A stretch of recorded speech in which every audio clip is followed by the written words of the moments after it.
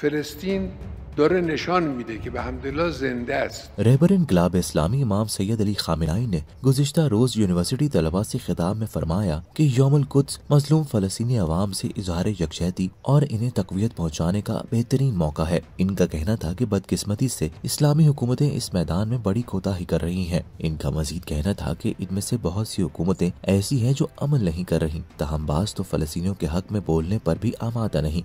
गासिब ज़िहोनी रियासत से ताल्लुकात बहाल करने वाले शदीद गलती कर रहे हैं। रहबर मुअज़्ज़म का फरमाना था कि ये फलस्तीनी अवाम की मुज़ाहिमत और इस्तिकामत है जिसने अभी तक मसला फ़लस्तीन को जिंदा रखा हुआ है और फतह फलस्तीनियों की ही होगी। वाज़ेह है कि गुज़िश्ता कई दिहाइयों से फलस्तीनी अवाम पर जारी सेहूनी जहरियत के खिलाफ चंद ममालिक आवाज उठाते हैं, लेकिन बेशतर ममालिक इस मामले पर या तो खामोश हैं या फिर अपने आर्जी फायदे के लिए फलस्तीन कौज को नुकसान पहुँचाकर इसराइल से ताल्लुकात बहाल कर लेते हैं। किबला अव्वल और फलस्तीन कौज को नुकसान पहुंचाकर इसराइल से ताल्लुकात कायम करना उम्मत मुस्लिमा को नाकाबिल तलाफी नुकसान से दो चार कर रहा है।